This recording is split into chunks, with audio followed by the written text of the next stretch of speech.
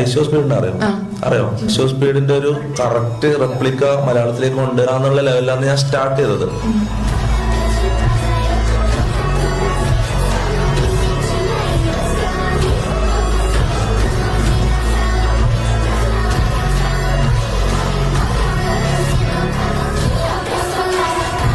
എനിക്ക് ഹിന്ദി അറിയാണ്ടായിപ്പോയി, സത്യം പറയാ.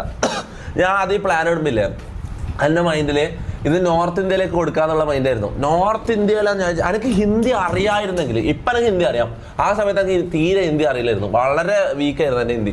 എനിക്ക് പ്രോപ്പറായിട്ട് ഹിന്ദി അറിയായിരുന്നെങ്കിൽ ആ സമയത്ത് ഈ ഐശോ സ്പീഡ് എന്നുള്ള സാധനം ഞാൻ ഹിന്ദിയിലേക്കാണ് ഞാൻ കൊടുക്കുക, അതായത് നോർത്ത് ഇന്ത്യൻ ഓഡിയൻസിനെ കിട്ടുക. ഇതിപ്പോൾ കേരളത്തിൽ എന്ന് പറഞ്ഞാൽ ഈ മലയാളത്തിൽ നമ്മൾ ചെയ്താലും ഈ ഓഡിയൻസ് വളരെ കുറവാണ്. കേരളത്തിലാകെ 3-3.5 കോടി ജനങ്ങളേ ഉള്ളൂ. ഇന്ത്യയിൽ എന്ന് പറഞ്ഞാൽ ഹിന്ദി സംസാരിക്കുന്ന ജനങ്ങൾ എന്ന് പറഞ്ഞാൽ 10-100 കോടിന് മുകളിൽ ഹിന്ദി സംസാരിക്കുന്ന ആൾക്കാരാണ്, മനസ്സിലാവും.